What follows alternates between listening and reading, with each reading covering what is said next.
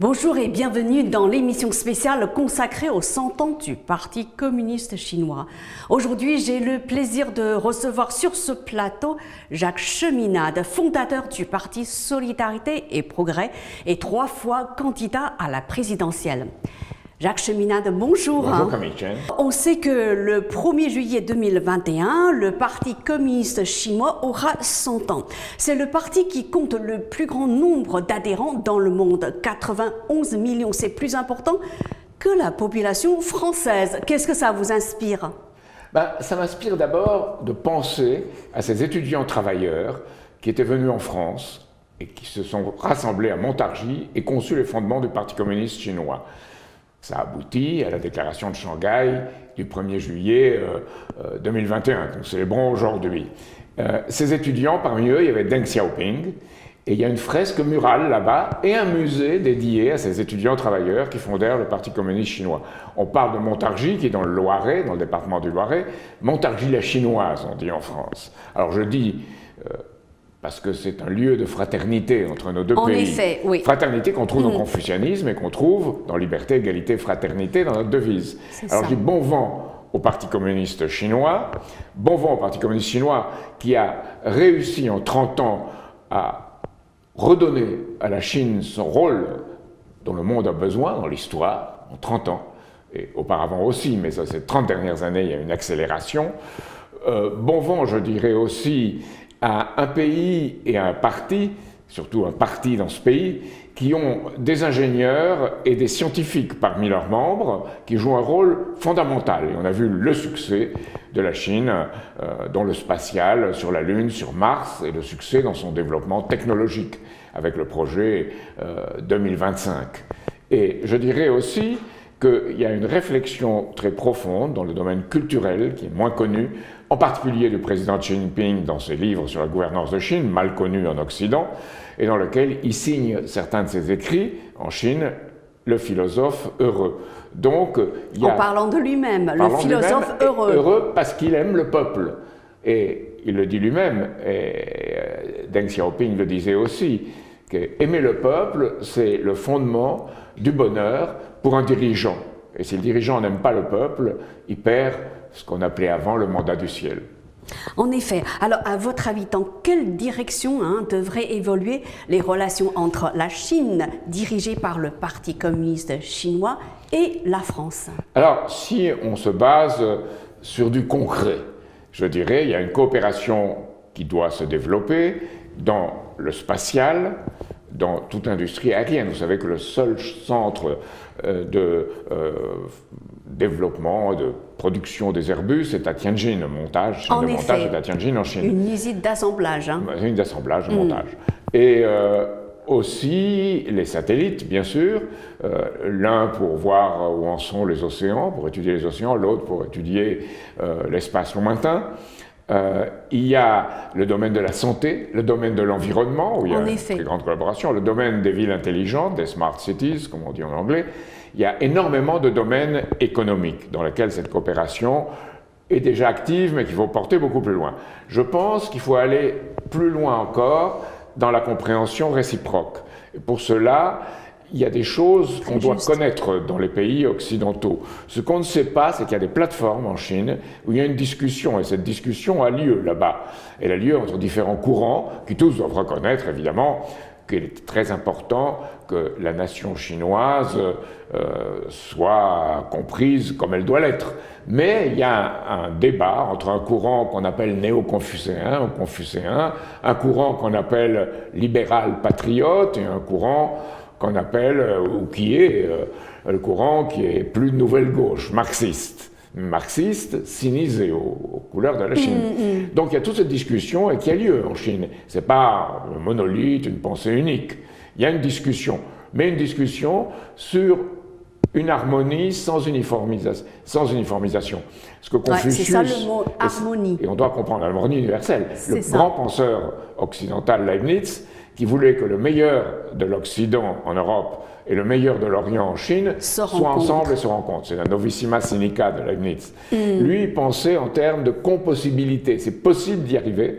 La Chine apporte disait-il à l'époque, un sens social qui est supérieur à celui des pays occidentaux où il y avait des monarchies, et l'Europe apporte la science. Et les deux choses ensemble, c'est l'avenir du monde. Et je crois qu'aujourd'hui, les ingénieurs, les penseurs chinois et les dirigeants du Parti communiste ont conçu ensemble les nouvelles routes de la soie répondent à ce défi.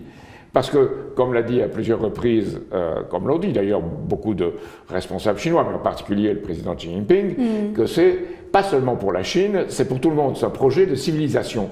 Et malheureusement, je dois dire, c'est le seul qui existe en tant que tel aujourd'hui dans le monde.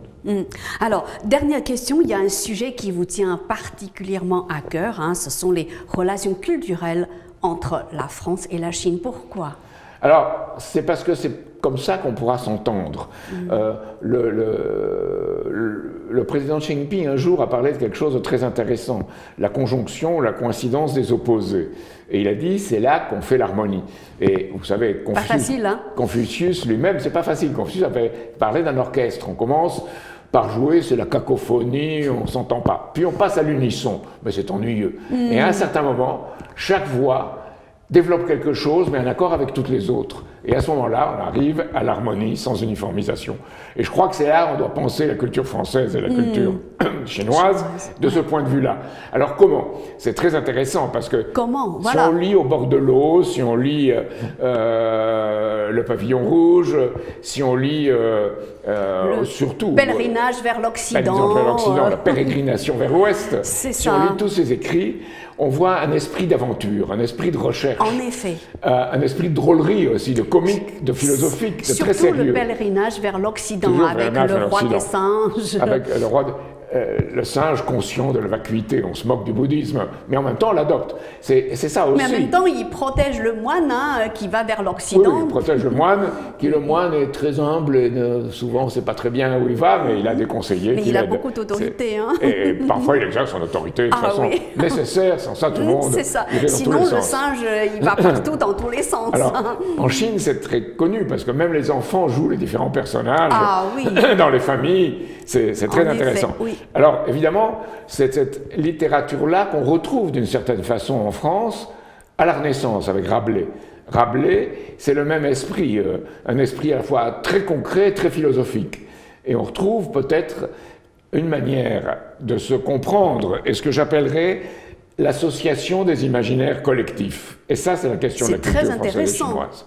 L'association des imaginaires collectifs. Alors, il y a une inspiration chinoise politique en France. Les écrits de Confucius ont été traduits très tôt en France. Ils ont inspiré les hommes politiques en France, y compris dans la Révolution française. C'est très intéressant et méconnu. Et il y a la poésie de Lu Bai, de je sais pas d'où. Lu Bai, en effet, de la dynastie des Tang, Su-Che, que vous aimez beaucoup, oui, que j'aime particulièrement. Qui était gastronome, qui était philosophe, qui était responsable politique, qui était tout, qui avait cette culture de l'universel, qui est la culture de la Renaissance. Et si on revoit tout ça, on s'aperçoit que la recherche chinoise d'un universel. Alors, j'ai la citation ici du président Xi Jinping. Il dit « Ne pas oublier son intention initiale et continuer d'avancer. » Et continuer d'avancer, c'est se renouveler et ne pas avoir peur. Et ce que disait Deng Xiaoping en son temps, il ne faut pas faire comme ces femmes qui avaient les pieds bandés, qui n'avançaient pas. Il faut avancer, avoir le courage, mais en même temps, penser à son passé et à cette culture. D'où le marxisme sinicisé, qui est une notion très intéressante. Nous aussi, nous avons eu une très forte influence marxiste en France, qui a été quelque part francisée, ou un socialisme de Proudhon, par exemple, qui était avant Marx et avec Marx. Donc on a toute une pensée en marche, pas au sens d'Emmanuel Macron, mais en marche, qui doit être développée et repensée entre nos pays. Et cette culture, on la voit. Par exemple, les poésies très courtes, très ramassées de Lu Bai, et qui est en même temps très actuelle, parce que la méditation sur la Lune, les Chinois, ils sont sur la face cachée de la Lune. Voilà. Donc tout ça, aussi, on le retrouve dans un certain sens dans la meilleure poésie française, ce sens du ramasser, ce sens de la force poétique qui inspire. Et vous savez ce que disait Edgar Allan Poe, qui aussi a été en France, l'Américain. Il disait, il faut être à la fois poète et mathématicien. Et je crois que cette qualité, nous autres Français et vous autres Chinois, nous l'avons en commun, mais on ne pense pas assez. Et je dirais que il nous faut davantage aller dans une culture du dialogue dans l'action. Et c'est là le fondement même de la culture. Parce que ce n'est pas une culture pour une élite détachée du peuple, c'est une culture de gens qui aiment le peuple et lui donnent cette culture. Et je pense que là, il y a une chance, je pense, pour la France et pour la Chine, de faire une œuvre de grande valeur, comme l'avait esquissé le président Macron lui-même, dans son discours, je crois, du 6 novembre 2018 à Xi'an. Mais ce n'est pas suivi d'effets. Donc il faut que ces effets suivent. De Gaulle disait « la tendance doit suivre ». Et il faut qu'on développe ces idées au niveau intellectuel aussi. Vous savez, Rabelais disait « le rire est le propre de l'homme ». Et moi, je vois aussi ce rire dans toute cette culture chinoise qui est très intéressant, qui tout à coup amène, disons, vis-à-vis de l'autorité, le sens de l'individu. Tout en respectant l'autorité, on peut rire lorsqu'elle ne fait pas ce qu'il faut. Donc je pense que c'est très important d'avoir ce sens-là. Merci beaucoup d'avoir répondu à nos questions. Eh bien, vive la culture du dialogue entre la France et la Chine. À bientôt. Et un dialogue inspiré pour faire le bien du monde, pas seulement de la France et de la Chine. Exactement. Voilà. À bientôt. Merci.